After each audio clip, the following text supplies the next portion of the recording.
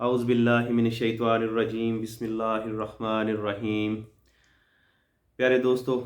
آج جو ہمارا موضوع ہے وہ ہے احادیث مبارکہ، اور جو آج ہم حدیث پڑھیں گے یا سنیں گے وہ حضرت ابو ہریرہ سے روایت ہے، جس میں حضرت ابو ہریرہ روایت فرماتے ہیں کہ حضرت محمد مصطفیٰ صلی اللہ علیہ وآلہ وسلم نے فرمایا، مسلمان وہ ہے جس کی زبان اور ہاتھ سے مسلمان سلامت رہیں، اور مومن وہ ہے جس سے لوگ اپنی جان و مال کے بارے میں امن میں ہوں، اور مجاہد وہ ہے جو اللہ کی اطاعت میں اپنے نفس سے جہاد کرے، اور مہاجر وہ ہے جو نافرمانی کی راہ ترک کر دے۔ تو مطلب مسلمان کون ہے؟ مسلمان ہر وہ شخص یا ہر وہ آدمی یا ہر وہ انسان جو اللہ اور اللہ کے رسول پر ایمان لے کے آتا ہے، اور اللہ کی وحدانیت اور محمد مصطفیٰ صلی اللہ علیہ وآلہ وسلم کو اپنا آخری نبی اور آخری رسول مانتا ہے، تو وہ مسلمان ہوگا۔ اس کے بعد مومن یا بندہ وہ ہوگا جس کے ہاتھ، پاؤں، زبان، آنکھ، مطلب کہ جسم کے ہر حصے سے دوسرا مسلمان محفوظ ہو۔ اور مومن جو ہے، جو بندہ ہے، اس کے لیے اللہ تعالیٰ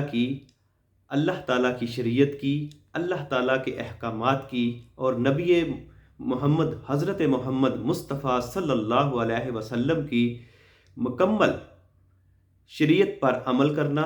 اور ان کو دل و جان سے ماننا جو ہے وہ ضروری ہے۔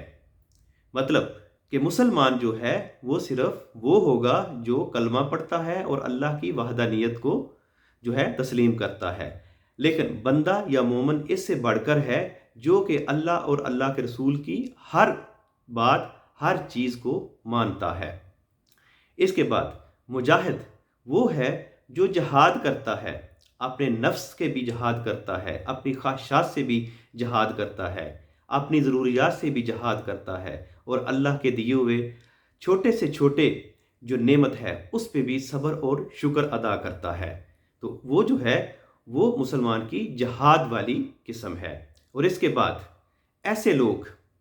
جو علاقے میں اپنی جگہ پہ یا کسی کمیونٹی میں رہ کر اللہ اور اللہ کے رسول کی اطاعت نہیں کر سکتے، ان کو آزادی نہیں ہوتی کہ وہ اللہ اور اللہ کے رسول کی شریعت کو مکمل طور پر جو اپنے کام میں لے آ سکیں یا اس پر پیرا عمل کر سکیں، تو ان کا حق بنتا ہے کہ وہ علاقہ بدل کر ایسی کمیونٹی میں چلے جائیں جہاں پہ یہ سارے جو ہے معاملات آپ نے آسانی سے وہ ادا کر سکے۔ تو اس طرح سے آج ہمیں معلوم ہو گیا کہ مسلمان کون ہے، مومن کون ہے، مجاہد کون ہے، اور مہاجر کون ہے۔ تو دعا ہے کہ اللہ تعالی ہمیں دین کی صحیح سوجھ بوجھ اور عقل عطا فرمائے کہ ہم اس دین کو صحیح معنوں میں جان سکیں۔ آمین ثم آمین۔